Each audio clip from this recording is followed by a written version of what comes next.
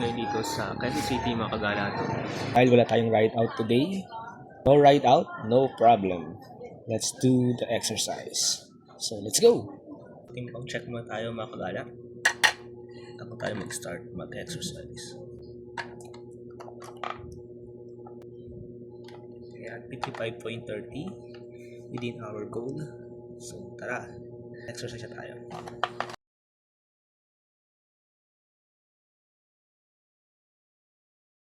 We're done with our morning exercise. Of course, done na rin tayo sa paglalaba. Ayan ang pulmasampay natin sa likod. So dahil dyan, pwede na tayong mag-bike check. Kasi bukas, uwi naman tayo ng Nueva Ecija. So hindi natin siya magagamit. So i-condition natin ngayon si Casper para next ride natin. Okay na ulit. Tara!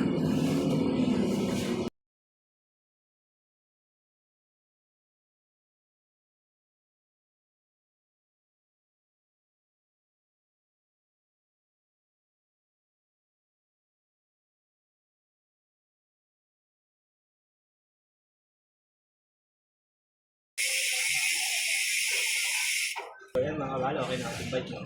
Ready na sa long ride. Let's go for now. Bye-bye!